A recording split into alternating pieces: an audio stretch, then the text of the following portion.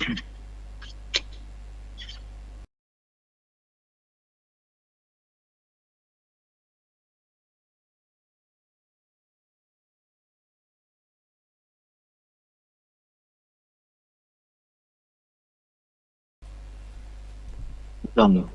Nah, Mas. Assalamualaikum warahmatullahi wabarakatuh. Waalaikumsalam warahmatullahi wabarakatuh. Alhamdulillah. Wassalatu wassalamu ala nabiyyina Muhammadin wa ala alihi wa ashabihi ajma'in. Wa man tabi'ahum bi ihsanin ila yaumiddin, amma ba'du. Segala puji bagi Allah Subhanahu wa taala yang pada malam hari ini Allah Subhanahu wa taala masih memberikan kita kesempatan untuk kembali melanjutkan kajian kita pada malam hari ini, membahas kitab Kaifa Tuwajjihul Ibtila, bagaimana engkau menghadapi ujian dan cobaan serta musibah, yang dikarang oleh Syekh Amir Muhammad Amir Al-Hilali, tentang kaidah-kaidah bagaimana kita menghadapi musibah. Dan kita masih berbicara tentang kaidah yang sekarang masuk ke 20, ya, kaidah yang ke-20, yaitu kita meyakini bahwasanya ujian bila kita hadapi dengan kesabaran maka dia akan menjadi sebuah kenikmatan. Bahwasanya cobaan, musibah yang menimpa kita itu akan menjadi karunia Allah Subhanahu wa taala jika kita sabar menjalaninya. Karena Allah Subhanahu wa taala ya memberikan kita ujian yang kalau kita hadapi dengan kesabaran maka Allah Subhanahu wa taala akan mengubahnya menjadi sebuah kenikmatan. Tidaklah seseorang mementingkan ridha Allah Subhanahu wa taala dalam menjalani ujian dan cobaan, melainkan Allah Subhanahu wa taala akan memberikan pertolongan dan kemenangan kepadanya. Jadi kalau ada ujian kita sabar, itu sejatinya nikmat. Dosa-dosa kita diampuni, kedudukan kita diangkat, kemudian Allah Subhanahu wa taala berikan pertolongan, kemudian kita mendapat pelajaran. Di antara hal-hal yang harus kita pahami bersama, sebagaimana kata seorang ulama, Abu Hazim rahimahullahu taala, setiap musibah yang mendekatkan kita kepada Allah Subhanahu wa taala itu adalah nikmat. Dan setiap nikmat yang menjauhkan kita dari Allah Subhanahu wa taala itu adalah musibah. Di musibah sejati itu adalah hal-hal yang membuat kita jauh dari Allah Subhanahu wa taala. Kalau kita miskin, kekurangan harta, menjadikan kita lebih dekat kepada Allah, menjadi kita ahli taat, ahli ibadah, maka itu adalah nikmat dari Allah Subhanahu wa taala. Yang kita diberikan rasa sakit, diberikan wabah, kemudian menjadikan kita pribadi yang lebih dekat kepada Allah Subhanahu wa taala, beristighfar, meminta ampun kepada Allah Subhanahu wa taala, maka sejatinya itu adalah nikmat. Sebaliknya kalau kita bergelimang harta, kaya raya, banyak uang, tapi membuat kita jauh dari Allah Subhanahu wa taala, sejatinya itu adalah musibah. Kalau kita diberikan kesehatan tapi kita menjadikan hal itu untuk bermaksiat kepada Allah Subhanahu wa taala, justru itu adalah musibah. Karena itulah pahami, ketika kita ditimpa ujian dan cobaan, pahamilah itu adalah nikmat.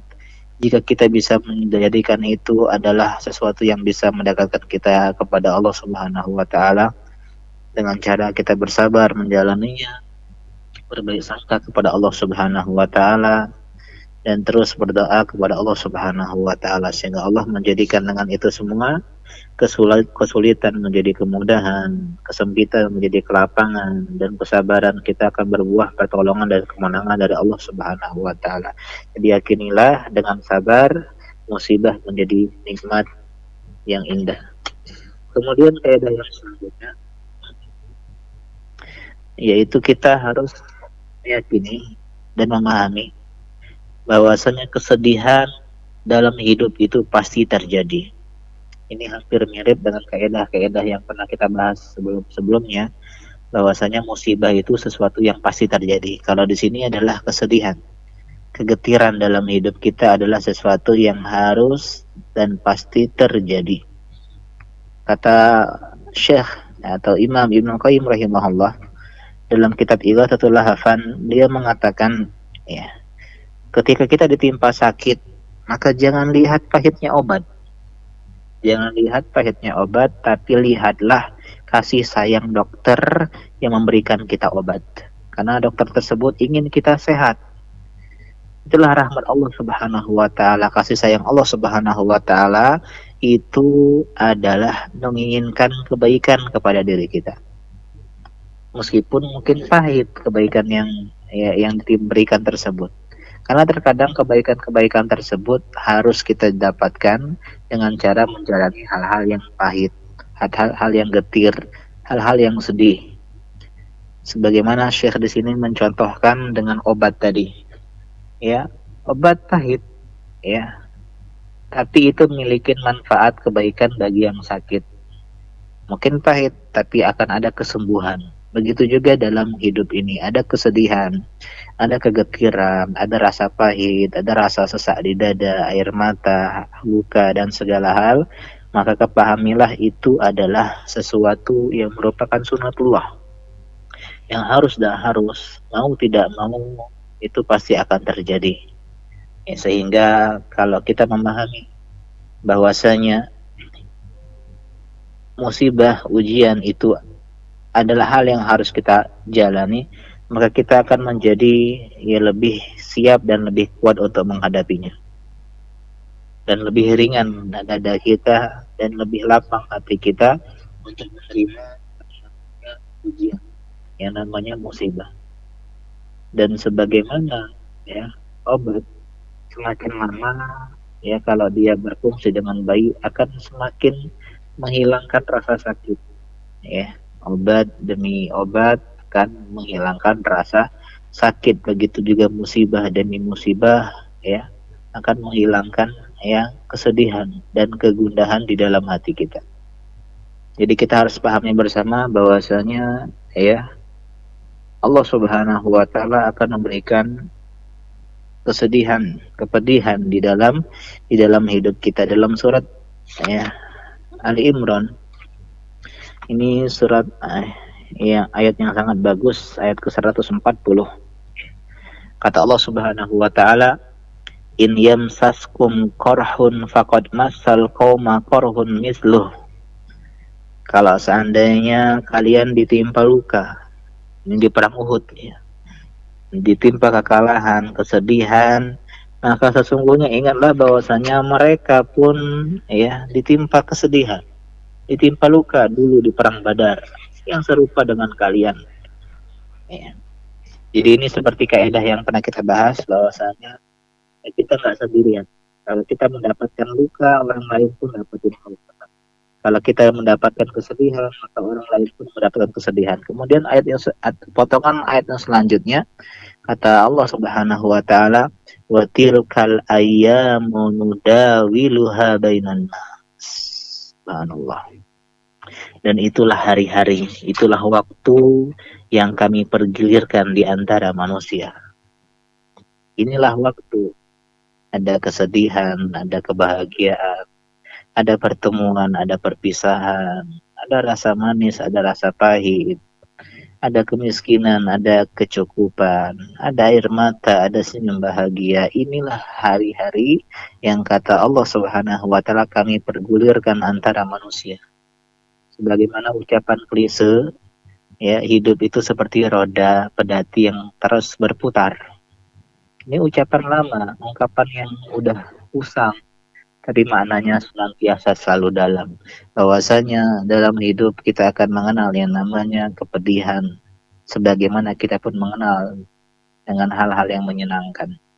Kita mengenal rasa sakit, sebagaimana kita mengenal rasa sehat. Kita mengenal rasa sedih, sebagaimana kita mengenal rasa bahagia. Itulah tilkal ayyam nudawiluha bainan nas. Itulah hari-hari yang kami pergulirkan antara manusia. Di tengah-tengah manusia, agar manusia memetik pelajaran dan hikmah dari itu semua. Di dalam surat An-Nisa ayat ke-104, Allah mengatakan, In takunu ta'lamuna fa innahum ya'lamuna kama ta'lamun. Jika kalian menderita sakit, ya, maka sesungguhnya mereka pun juga merasakan sakit pula, sebagaimana kalian merasakan sakit. Jika engkau ditimpa musibah, maka ketahuilah mereka pun ditimpa musibah. Kau ditimpa kesedihan, mereka pun juga ditimpa kesedihan, musuh-musuh kalian. Tapi ada pembedanya. Selanjutnya, watarjuna minallahi ma la yarjun.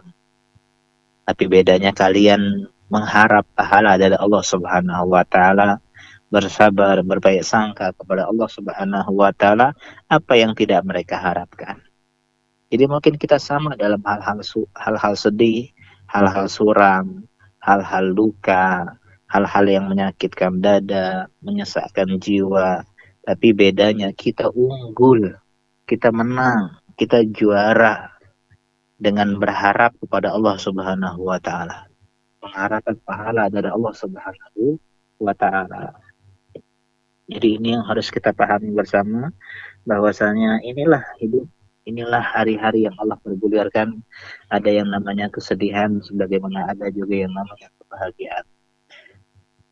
Kemudian kaidah yang selanjutnya, kaidah yang ke-22,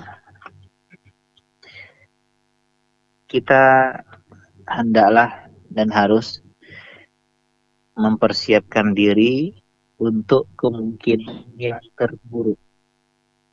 Mempersiapkan diri untuk kemungkinan yang terburuk. Memperkirakan hal terburuk apa yang bisa kita alami. Apabila suatu musibah turun menimpa kita, ya maka pahamilah apa sih hal terburuk yang akan terjadi. Kemudian persiapkan diri kita. Persiapkan hati kita untuk menghadapinya.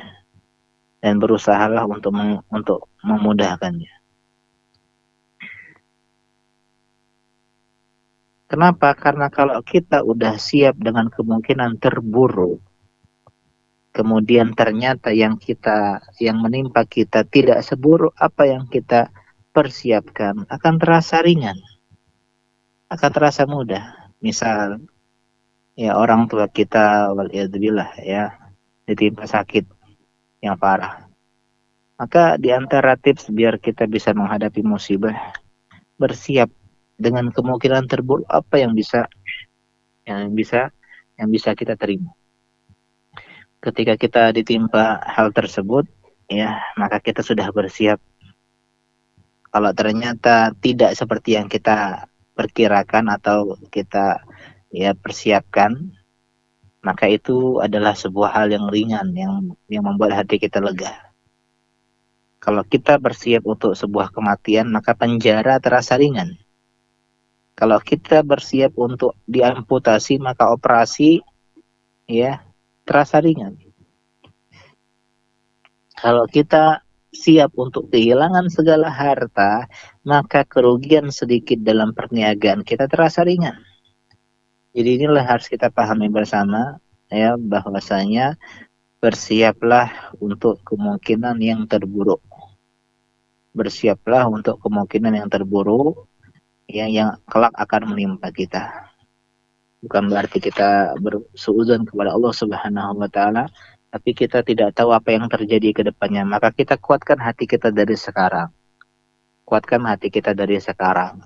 Di antara hal yang harus kita pahami bersama, kenapa kita jika ditimpa musibah mengucapkan inna lillahi wa inna ilaihi raji'un, agar kita sadar bahwasanya kita ini tidak memiliki apa-apa. Inna lillah, kita ini milik Allah Subhanahu wa taala. Semua yang kita miliki milik Allah Subhanahu wa taala. Orang-orang yang kita cinta, harta kita, pangkat kita, kedudukan kita, segala yang kita miliki itu milik Allah Subhanahu wa taala. Sehingga kita akan menyadari bersama kalau seandainya hal itu Allah Subhanahu wa taala ambil dari diri kita, maka kita udah siap nih. Udah siap. Karena itulah di antara hal yang indah ketika kita ditimpa musibah, mengucapkan inna lillahi wa inna ilaihi raji'un. Kita adalah milik Allah Subhanahu wa taala, hamba Allah, milik Allah. Tidak memiliki apa-apa namanya hamba budak. Nggak boleh memiliki harta. Hartanya milik majikannya. Harta budak itu milik tuannya. Wa inna ilaihi raji'un, dan kita semua akan kembali kepada Allah Subhanahu wa taala. Istri kita akan kembali kepada Allah Subhanahu wa taala. Putra-putri kita akan kembali kepada Allah Subhanahu wa taala. Semua harta kita akan kembali kepada Allah Subhanahu wa taala. Kesehatan kita pun akan kembali kepada Allah Subhanahu wa taala. Fisik kita, raga kita, segala yang kita miliki, sehingga kita mulai siap untuk yang namanya kehilangan, siap untuk menghadapi yang namanya hal-hal besar yang pasti akan menimpa kita. Dan kalau ternyata yang Allah timpa tidak seperti apa yang kita udah siapin, maka itu akan terasa ringan, dan kita bisa menjadi pribadi yang bersyukur kepada Allah Subhanahu wa taala. Karena itulah ya, ini diantara hal-hal yang kata Syekh Abdurrahman bin Nasir As-Sa'di dalam kitabnya Al-Wasail Al-Mufidah lil Hayatis Sa'idah. Sa'idah adalah kita hendaknya ya mempersiapkan ya hal-hal yang seperti ini, mempersiapkan kemungkinan terburuk jika memang kita sedang hal-hal yang seperti demikian ya. Adapun pembahasan selanjutnya karena cukup panjang, jadi kita cukupkan sampai di sini dulu ya. Mungkin materinya sedikit ya, kita ke sesi tanya jawab. Iya. Baik, syukron Ustaz atas ilmunya pada malam hari ini. Kita langsung masuk ke sesi tanya jawab. Sudah masuk di via WhatsApp. Bismillah. Ustadz, bagaimana hukumnya jika seorang yang beragama kafir masuk agama Islam? Namun setelah meninggal dunia, orang tersebut dikuburkan secara agama kafir. Apakah orang yang meninggal dunia tersebut berdosa? Dan bagaimana hukumnya dengan keluarga yang menguburkan? Jazakallahu khairan Ustaz. Ya. Jika seseorang non-muslim masuk ya ke dalam agama Islam, maka dia tidak boleh dimakamkan ya di pemakaman ya orang-orang kafir. Dan dia hendaklah dimakamkan sesuai dengan tuntutan syariat Islam. Dan hendaklah kita seorang yang seperti ini, yang masih hidup di tengah-tengah orang-orang kafir, keluarga kita non-muslim, maka hendaklah kita memberikan wasiat, ya, wasiat di antara hal yang sebaiknya kita lakukan agar penyelenggaraan jenazah kita itu dilakukan sesuai agama kita, bukan agama keluarga kita. Dan jika seandainya kita tetap dimakamkan ya dengan cara yang tidak dibenarkan, maka kita tidak berdosa insyaallah ya. Dan yang keliru di sini adalah keluarganya yang tidak memahami hal tersebut. Dan kita juga mungkin karena tidak mengajarkan kepada mereka ya tentang status kita. Jadi insyaallah tidak berdosa bagi yang dimakamkan ya, akan tetapi kalau dia lalai dari mengajarkan hal tersebut, ya mungkin dia ya salah dalam masalah abai dalam menyampaikan hal tersebut kepada keluarganya ya. Wallahu a'lam. Baik Ustaz, syukron atas jawabannya. Semoga dapat didengar baik oleh penanya. Kita masuk ke pertanyaan selanjutnya. Bismillah. Ustaz, kami sholat jamaah di rumah berdua, dan ada satu orang anak kecil sekitar umur 5 tahun, tapi dia tidak mantep atau tidak bisa diam. Bagaimana posisi sopnya? Atau kami berdua sampingan, atau satu imam, dua di belakang dengan anak kecil tersebut Ustaz? Syukron Ustaz. Ya. Jika anak kecil tersebut ya ikut sholat, maka dia berada di belakang. Jadi ada 3 orang ya, satu imam, 2 makmum ya. Nah, jadi salah satunya adalah anak yang berusia 5 tahun. Maka hendaklah kita nasihati anak untuk jangan main-main. Terkadang kalau kita ya sholat bersama anak kita atau adik kita yang masih kecil, kasih edukasi pemahaman bahwasanya kita ini sedang bermunajat sama Allah Subhanahu wa taala. Jadi nggak boleh ribut, nggak boleh main-main. Dan jika kalau dia pengen main-main, tarik tangannya. Ya, ditarik tangan, jangan dibiarkan. Ini diantara hal yang diperbolehkan. Kalau seandainya dia tetap lari, ya maka itu nggak masalah tadi belakang. Nggak harus kita maju ke depan, karena hukum asalnya kita ya bermakmum atau memiliki teman di sebelah kita. Ya, tapi sebenarnya kita minta dia terus. Ya. Beda halnya kalau dia itu nggak ikut sholat. Dari awal udah nggak ikut sholat, maka kita sholatnya berada di sebelah kanan makmum, keamanan imam, ya, berada di sebelah kanannya imam. Allahu a'lam. Baik Ustadz, syukron atas jawabannya. Semoga dapat didengar dengan baik oleh sang penanya. Kita masuk ke pertanyaan selanjutnya. Assalamualaikum Ustadz, mau bertanya, apakah termasuk riba kalau kita menabung di bank? Karena kalau menabung di rumah takut tidak aman. Kalau di bank kan kalau sakit sewaktu-waktu tinggal diambil. Apa hukumnya Ustadz? Syukron Ustadz.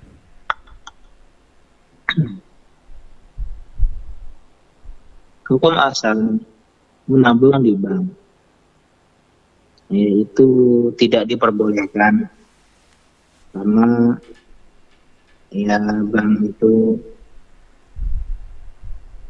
termasuk ya akad yang hukum asalnya memiliki riba.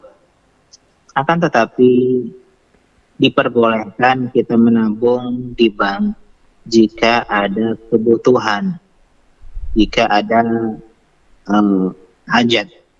Misal tabungan kita banyak berjuta-juta, yang kalau seandainya kita tabung di rumah ya kesulitan menjaganya, khawatir ada pencuri atau yang semisalnya. Atau misalnya kita adalah pegawai negeri yang gajinya melalui rekening, atau kita seorang pedagang, pebisnis online yang butuh rekening untuk transfer dan semisalnya. Intinya hajat. Kalau tidak ada hajat, uang kita hanya sedikit, nggak usah nabung di bank. Ya. Nah, jika seandainya kita punya hajat, kebutuhan untuk menabung di bank, maka pilihlah bank-bank yang memiliki akad wadiah. Apa akad wadiah? Wadiah itu akad titipan yang tidak ada pembagian hasil, tidak ada riba, tidak ada bunga, tidak ada penambahan. Jadi kalau kita nabungin 10 juta, 10 juta aja. Meskipun ada potongan, itu potongan administrasi. Intinya tidak ada tambahan bunga. Dan ini sebagian bank-bank syariah memiliki akad seperti ini.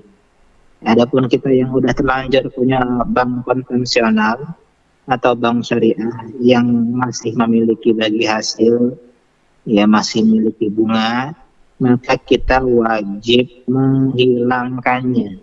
Datangin bank untuk minta dihilangkan, dan sebagian bisa. Atau kalau memang tidak bisa, bikin rekening baru dengan akad wadiah. Ya, Allah Ta'ala. Ya. Baik Ustaz, syukron atas jawabannya. Semoga dapat didengar baik oleh sang penanya. Kita masuk ke pertanyaan selanjutnya. Bismillah. Assalamualaikum warahmatullahi wabarakatuh. Bagaimana sikap penuntut ilmu pada saat wabah seperti ini? Syukron Ustaz. Ya. Menuntut ilmu adalah ibadah.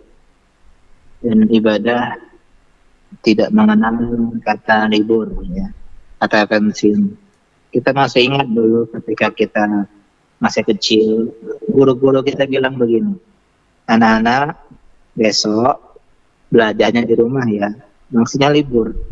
Artinya apa? Artinya menuntut ilmu itu nggak pernah mengenal kata libur. Kalau ternyata tidak ada sekolah, di rumah. Kalau nggak bisa offline, ya online.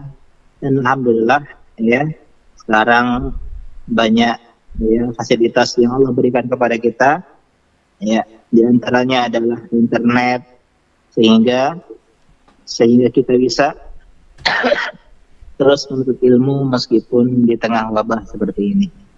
Nah, di antara tanda keikhlasan kita dalam menuntut ilmu agama adalah kita tetap menuntut ilmu agama menggunakan fasilitas yang Allah berikan kepada kita, kuota, internet, untuk beribadah kepada Allah dengan cara belajar ilmu agama.